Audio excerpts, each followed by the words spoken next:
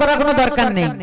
অন্য কোনো বৈষ্ণব যদি পান, শুদ্ধ বৈষ্ণব, পারলে তাকে 11টা টাকা এক মুষ্টি চাল একাদশী কিনে দেবেন।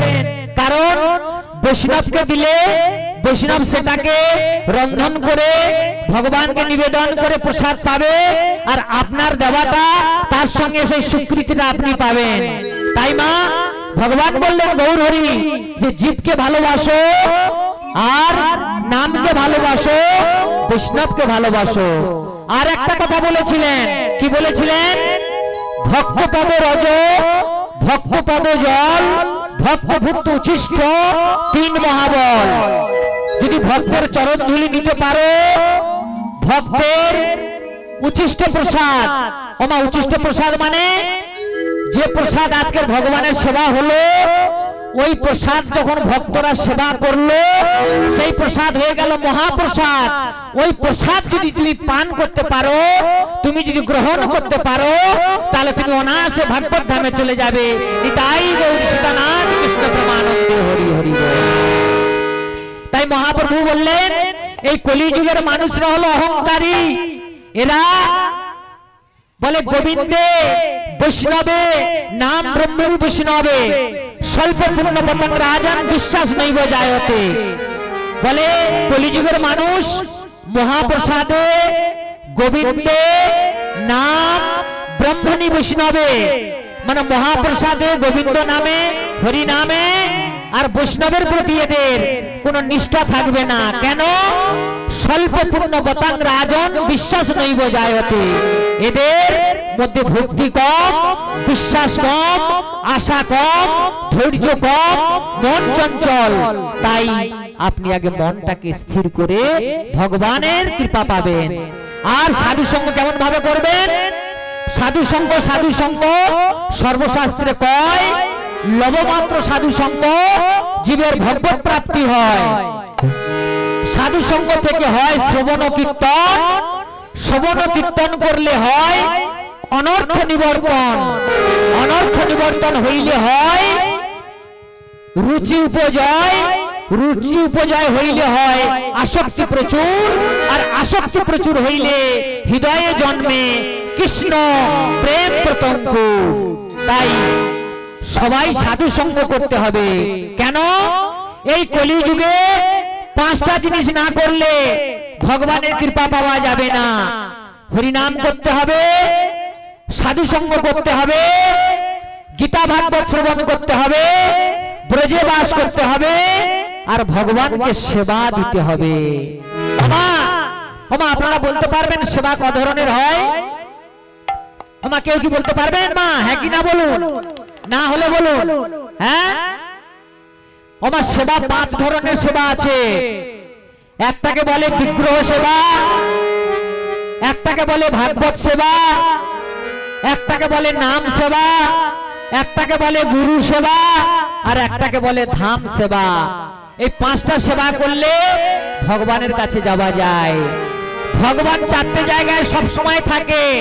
ওমা কোথায় কোথায় থাকে জানা আছে? বিন্দে দেবীর কাছে থাকে, ভক্তের হৃদয়ে থাকে, গঙ্গাতে থাকে, আর ভাগবতে থাকে। এই 4টে জায়গায় ভগবান সব সময় থাকে। আর বৃন্দাবনে গেলে, বৃন্দাবনে কি শ্রেষ্ঠ একটু জেনে নেন। বলছে বৈকুণ্ঠ থেকে বৃন্দাবন শ্রেষ্ঠ, বৃন্দাবন থেকে যমুনা শ্রেষ্ঠ, যমুনা থেকে রাসস্থলী শ্রেষ্ঠ, যেখানে রাসলীলা হয়েছিল, আর রাসস্থলী থেকে বলছে গিরি গোবর্ধন শ্রেষ্ঠ, আর গিরি গোবর্ধন থেকে রাধাকুণ্ড শ্যামকুণ্ড শ্রেষ্ঠ। তাই মা আমরা যারা তিলক পড়ি, দেখবেন যারা ভক্ত বৈষ্ণব আছে তারা কালো তিলক পড়ে। ওই কালো তিলকটা কি জানেন? ওটা হলো রাধাকুণ্ডের রজ। রজ মানে মাটি, মাটি বলা হয় না বৈষ্ণব শাস্ত্রে, রজ বলা হয়। এই রজ কারা পড়ে? ভক্ত বৈষ্ণবরা পড়ে। আর আমরা কি পড়ি? আমরা সেই জায়গায় এখনো যেতে পারিনি বলে আমরা তিলক পড়ি। তিলকটা কি? ওমা ব্রজগোপীরা যখন কৃষ্ণকে হারিয়ে ফেলেছিল রাসমঞ্চে। রাধারানী যখন হারিয়ে ফেলেছিল তখন তারা কি করেছিল? কৃষ্ণকে পাওয়ার জন্য যে গান গেয়েছিল সেই গানটাকে বলা হয় গোপী গীত। আপনারা যারা রাস করে দেখবেন তারা ওই গানটাকে গায়। আর মা 300 কোটি গোপী যখন কৃষ্ণকে পাওয়ার জন্য বৃন্দাবনে যখন কৃষ্ণ ছিলেন না, তখন যখন জানলো যে কৃষ্ণ দ্বারকাতে আছে, তখন কৃষ্ণকে পাওয়ার জন্য 300 কোটি গোপী চলে গেছিল দ্বারকাতে। দ্বারকাতে সেখানে একটা জায়গা ছিল, সেই জায়গাটার নাম হলো গোপী তালাব। গোপী মানে হচ্ছে ব্রজগোপী, তালাব মানে কান্না। 300 কোটি গোপী যে কেটেছিল তাদের নয়নের জলে যে মাটি কাদা হয়ে গিয়েছিল, সেই কাদাটা হলো আমাদের এই তিলক। নিতাই গৌর সীতানাথ কৃষ্ণ প্রেমানন্দে হরি হরি বল। তাই মা এই তিলক সর্বদাই পড়বেন, তবে দুটো দাগের মাঝখানে কোনোদিন তিলক দেবেন না, কারণ এই দুটো দাগের মাঝখানে কামদেব বাস করে। আমরা ছিলাম কোথায়? বেদবতীর কাছে। বেদবতী কি করছে? চরণ ধৌত করে দিচ্ছে। কাকে? না, সমস্ত বৈষ্ণবকে। আর আমার কৃষ্ণ কুকুর বেশ ধরে যখন এসেছে, বেদবতী দেখে কুকুর যখন এসে দাঁড়িয়েছে, কুকুরের পায়ের চিহ্ন দেখে বেদবতী চিনে গেছে, কারণ ভগবানের পায়ে 19টা চিহ্ন আছে। বেদবতী মনে করেছে আমার ভগবান কুকুরের বেশ ধরে এসেছে, আমার কি ভাগ্য, আজ এই না ভগবান এসেছে গো মা কুকুরের বেশ ধারণ করে। আর যেই কুকুরকে পাশে পেয়েছে, আমার বেদবতী কি করে জানো মা? কুকুরের সেই 4টে চরণ জড়ায়ে ধরে মুখে কি করে জানো মা? সে যে নয়ন জলে চরণ ধোয়ায়ে দেয় গো,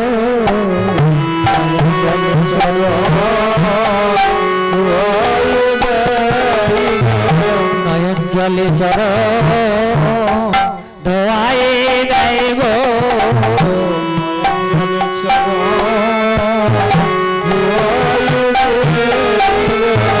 বহু জন্মের বাসনা মোর প্রভু, নয়ন জলে চরণ ধোয়ায়ে দেয় গো, নয়ন জলে চরণ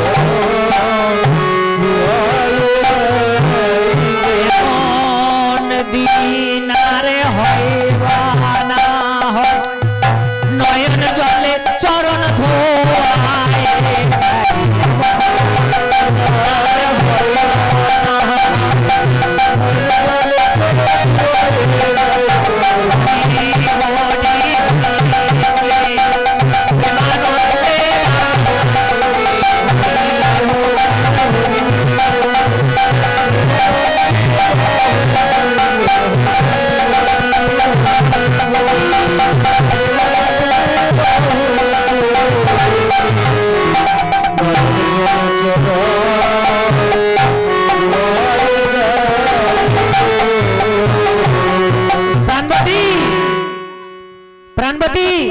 শোনো শোনো শোনো ও প্রাণপতি, বলে বলুন প্রভু। বলে আমি তো কুকুরের বেশ ধারণ করে এসেছিলাম, আমি তো ভেবেছিলাম তুমি আমাকে চিনতে পারবে না, তুমি যখন আমাকে চিনে গেছো, বলো বলো প্রাণপতি তুমি কি চাও আমার কাছে চেয়ে নাও। ওমা শুনে রাখুন একটা কথা, এই পৃথিবীতে 3জন লোক ছিল, এগুলো জানা দরকার। তারা দুঃখ চেয়েছিল। একজন ছিল কুন্তি, ভগবানের কাছে দুঃখ চেয়েছিল। আরেকজন ছিল কে? মহাত্মা গান্ধী। মহাত্মা গান্ধী গীতাকে লাল কাপড়ে জড়িয়ে মাথায় নিতেন আর প্রতিদিন গীতাকে নমস্কার করতেন আর গীতাকে মা বলতেন। সকালবেলা উঠে বলতো, হে গীতা মা, আমার সারা দিন ভর যেমন দুঃখ যন্ত্রণা বিপদ লেগে থাকে, কারণ যার মন থাকে সম্পদে তার মন থাকে না কৃষ্ণ পদে, আর যার মন থাকে কৃষ্ণ পদে তার মন থাকে না সম্পদে। কারণ ভগবানকে ডাকতে গেলে দুঃখ না আসলে কেউ ভগবানকে ডাকে না। तुलसीदास বলেছিল दुख में सुमिरन करे सब सुख में करे ना कोई और सुख में सुमिरन करे तो दुख काहे को होई। বলে আমরা দুঃখের সময় সবাই ভগবানকে ডাকি, সুখের সময় আমরা কেউ ভগবানকে ডাকি না। ভগবান বলল তুমি যদি সুখের সময় আমাকে না ডাকো, দুঃখের সময় যদি আমাকে ডাকো, তাহলে তোমাকে আমি কোনোদিনও কৃপা করব না। তাই तुलसीदास বলেছিল कोई तन से दुखी कोई मन से दुखी कोई धन बिना रहा उदास और थोड़ा थोड़ा सब सुखी सुखी मेरा कृष्ण के दास। বলে এই দুনিয়ায় কেউ মন থেকে কষ্ট পায়, কেউ শরীর থেকে কষ্ট পায়, কেউ টাকা পয়সার জন্য কষ্ট পায়, কেউ ধন সম্পদের জন্য কষ্ট পায়। আর আসল ভক্ত যারা, আসল বৈষ্ণব বৈষ্ণবী যারা, আসল ভক্তিমতী মা যারা, তারা কৃষ্ণকে না পাওয়ার জন্য তারা কষ্ট পায়। তাই বলে थोड़ा थोड़ा सब सुखी जो मेरा कृष्ण के दास। তাই মা আপনাদের জানাই রাখি যে কটা দিন আছে বেলা আর করোনায় অবহেলা, এই আয়ু সূর্যের কোনো বিশ্বাস নাই, নিঃশ্বাসের কোনো বিশ্বাস নাই।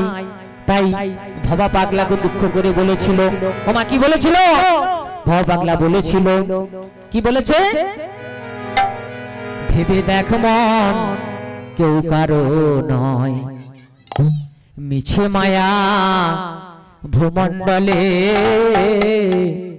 ভেবে দেখ মন কেউ কারো নয়, মিছে মায়া ভূমণ্ডলে। ভেবে দেখ মন কেউ কারো নয়।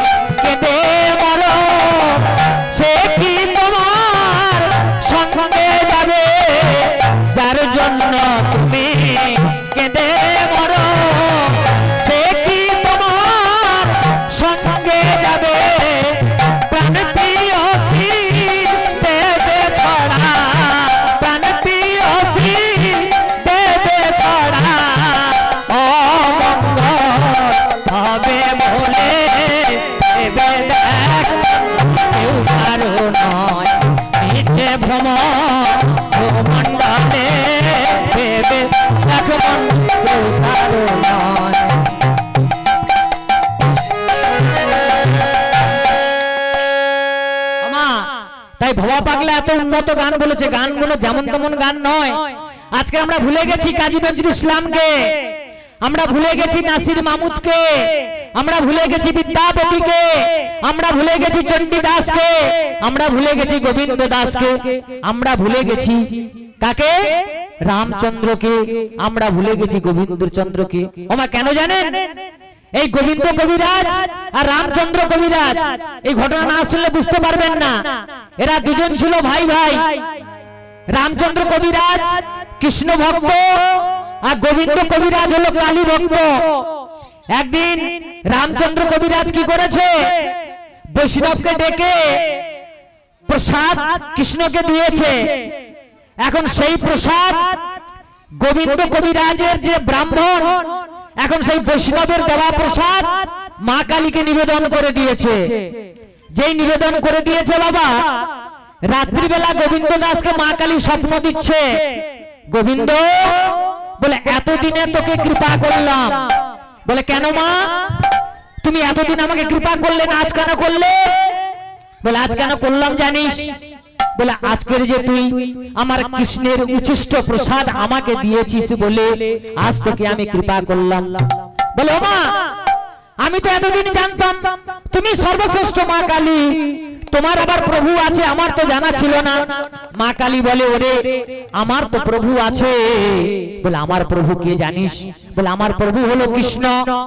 কৃষ্ণের উচ্ছিষ্ট প্রসাদ পেলে আমার জীবন ধন্য হয়ে যায়। তাই আজকে তুই যে আমাকে কৃষ্ণের উচ্ছিষ্ট প্রসাদ আমাকে দিলি, তাই আমার জীবনটা ধন্য হয়ে গেল। ওরে গোবিন্দ দাস, বল বল তুই কি চাস, আমার কাছে কিছু তুই চেয়ে নে।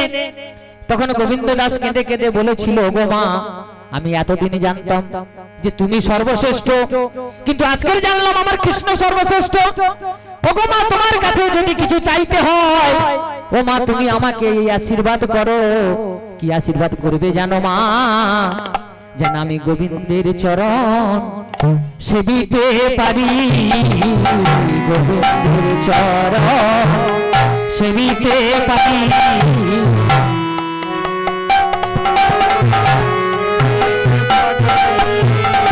এই আশীর্বাদ করো মাগো, প্রভুর সেবা দিতে পারি।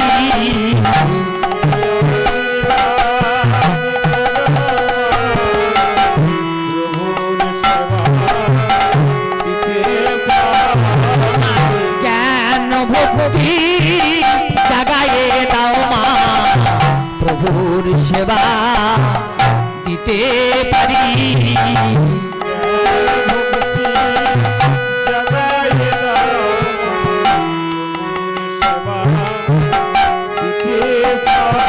আমি আর কিছু চাই না মাগো, প্রভুর সেবা দিতে পারি।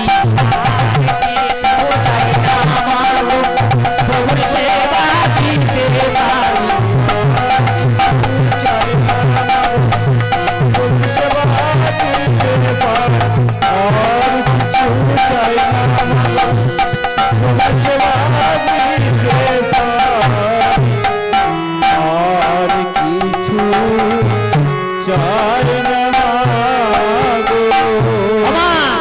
তত্ত্বটা বোঝার চেষ্টা করুন। তাহলে আপনারা দেব দেবীর পূজা করেন, করবেন না কেন? করুন। দেবতার পূজা করলে আপনি দেবলোকে যাবেন, আবার ফিরে আসতে হবে।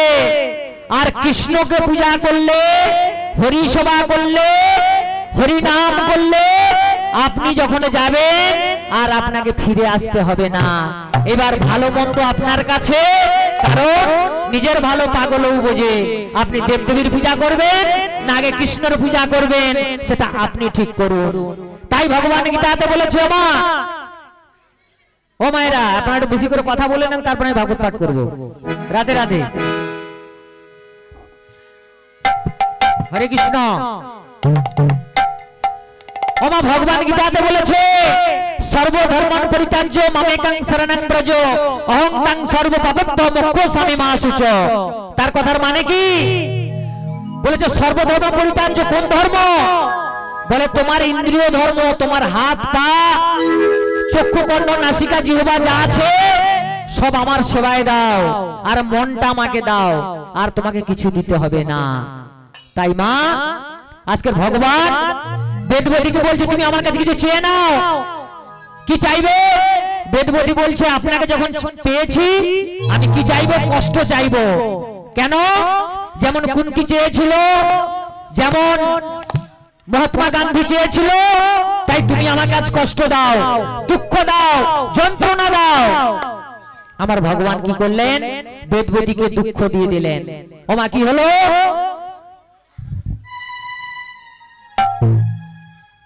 রাধে রাধে। ওমা কি হয়েছে তখন? না,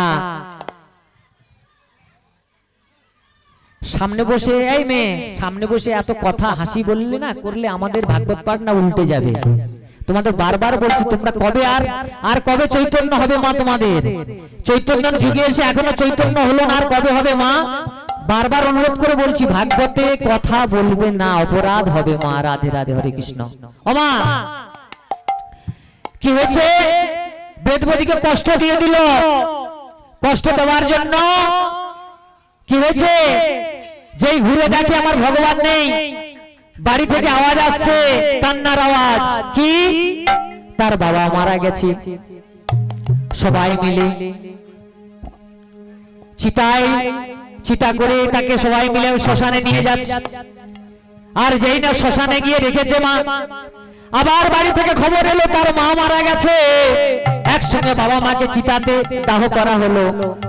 দাহ করে বেদবতী বাড়িতে এলো। বাড়িতে এসে মন্দিরে একটা কি ছিল মা, আমার গোপালের বিগ্রহ ছিল। গোপালের বিগ্রহকে বুকে জড়িয়ে ধরে বলে, ওগো প্রাণ গোবিন্দ, আমি সারা জীবন তোমাকে ডেকেছি, কিন্তু তুমি আমাকে এত কষ্ট দিলে, বলো বলো আমার গতি কি হবে। ওমা, বেদবতীর 4টে ভাই ছিল। 4টে ভাই বলে, ওরে তুই বড় হয়েছিস, গ্রামের লোকরা আমাদের অনেক কথা বলছে, তোকে বিয়ে করতে হবে, তুই বিয়ে করে চলে যা, আর তুই আর কোনোদিন আমাদের বাড়িতে আসবি না, যা নেওয়ার আছে তুই একবারে নিয়ে চলে যা। ওমা বেদবতীকে বিয়ে দিল। কোথায় দিল মা? একটা অসুরের সঙ্গে বিয়ে দিল। যে অসুর ছিল কৃষ্ণ বিদ্বেষী, কোনদিন কৃষ্ণ নাম করে না, হরি নাম করে না, তার সঙ্গে বিয়ে দিল। ভাই বলছে, দিদি রে তুই এই দামি দামি সোনার হারগুলো নিয়ে যা, আর কোনোদিন আমাদের বাড়ি আসবি না। তখন বেদবতী বলে, ওগো দাদা, সোনার হার পরে যদি আমি যাই, যেদিন আমি মারা যাব এই হার নিয়ে টানাটানি হবে। আমার মৃত্যুর দিনে সবাই হার আগে খুঁজবে, আমার জন্য কেউ কাঁদবে না। যদি আমাকে দিতে হয় দাদা, বলে তুমি কি দেবে জানো? তুমি আমার গলায় তুলসীর মালা পড়াইয়ে দাও গো, তুলসীর মালা পড়াইয়ে দাও গো।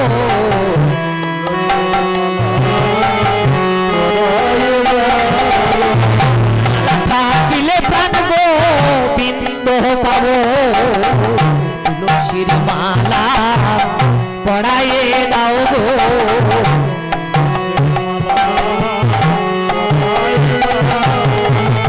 আর তো কিছুই দাদা চাই না আমি, তুলসীর মালা পড়াইয়ে দাও গো।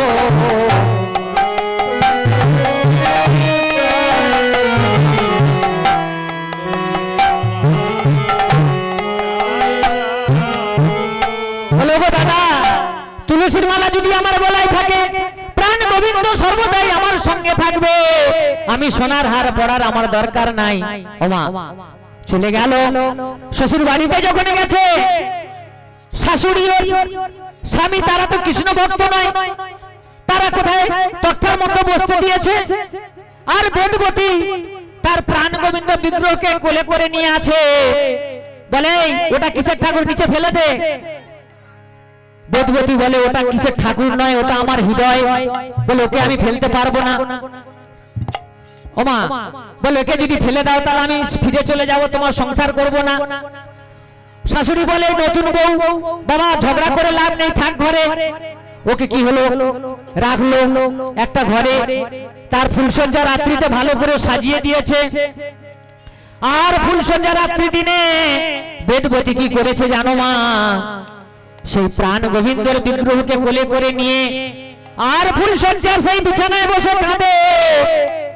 কেঁদে বলে, ওগো জগৎপতি, আমি তো তোমাকে পতি বলে মেনেছি, তোমাকে ছাড়া আর তো কিছু জানি না, তুমি বলো বলো আমার কি হবে গতি।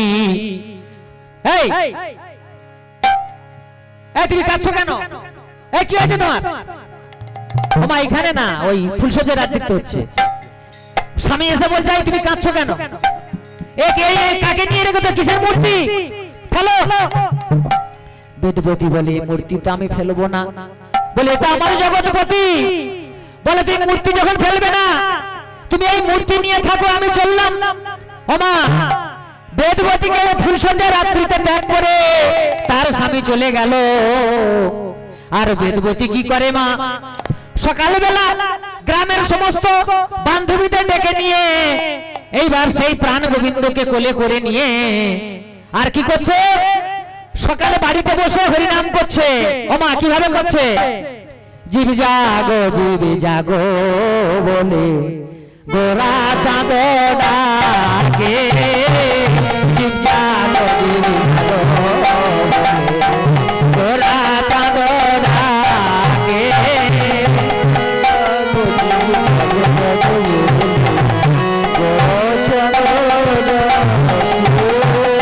জীব জাগো জীব জাগো গোরা চাঁদ ডাকে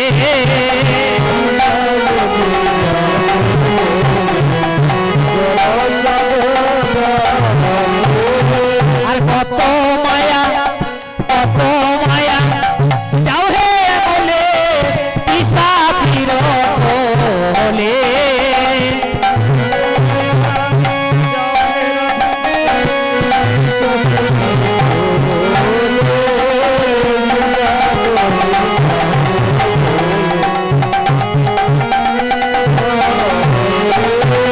আর ভজিব বলিয়া এসে সংসার ভিতরে ভুলিয়া রহিলে তুমি অবিচার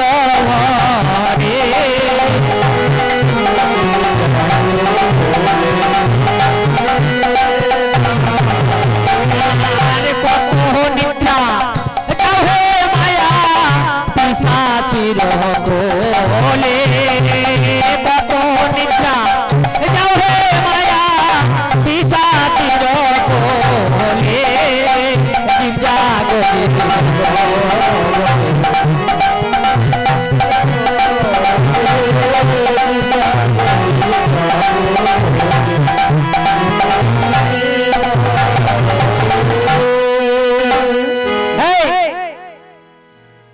নাম বন্ধ করবে তুমি নাম বন্ধ করবে আমার স্বামী এসে বলছে তুমি এসে বন্ধ করবে এখানে এসব এসে নাম চলবে না ওমা কি করেছে তার ঠাকুরটাকে কাড়িয়ে নিয়ে পুকুরে ফেলে দিয়েছে কি করেছে মা আমার কি করলো কথা বলুন একটু পুকুরে ফেলে দিয়েছে কাকে বেদবতীর সেই প্রাণ গোবিন্দ বিগ্রহকে পুকুরে ফেলে দিয়েছে এবার বেদবতী কি করবে নয়ন জলে কাঁদছে যে তুমি আমাকে বাঁচাও প্রভু আমি কি করব বলে কে আছিস বলে ওকে বেঁধে নিয়ে আয় বেঁধে রাজসভাতে নিয়ে আয় আমার বেদবতীকে কি করেছে হাতটা বেঁধেছে বেঁধে টানতে টানতে রাজসভাতে নিয়ে গেছে নিয়ে গিয়ে বলছে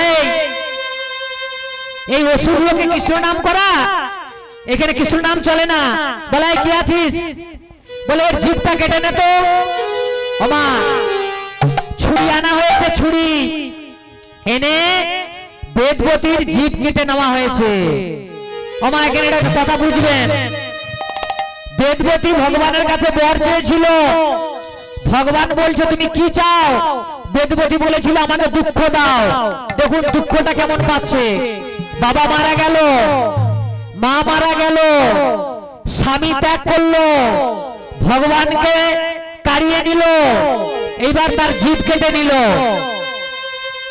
প্রাণ গোবিন্দ গোলক বৃন্দাবন থেকে আর থাকতে পারলেন না কারণ ভক্তের দুঃখ দেখে ভগবান কোনদিন সহ্য করতে পারে না ভগবান গীতাতে বলেছেন কি বলেছেন না ভগবান গীতাতে বারবার বলেছেন যে ভক্ত আমার মাতা পিতা ভক্ত মোর গুরু ভক্ত মোর নাম রেখেছে বাঞ্ছা কল্পতরু ভক্তের কষ্ট আমি সহ্য করতে পারি না আমার তখন কি হবে গোলক বৃন্দাবনে ভগবান এসেছেন শাস্তি দেওয়ার জন্য সেই অসুরকে আর বেদবতী কি করেছে জিভ কেটে দিয়েছে ওই যে একটুখানি জিভ আছে তাতে কি করছে ভগবানের নাম উচ্চারণ করছে কি নাম বলে ওই নাম থেকে যে ধ্বনি উচ্চারণ হলো বলে সেই ধ্বনি হলো উলুধ্বনি ধ্বনি হলো উলুধ্বনি ধ্বনি হলো উলুধ্বনি বেদবতীর নাম থেকে ধ্বনি হলো উলুধ্বনি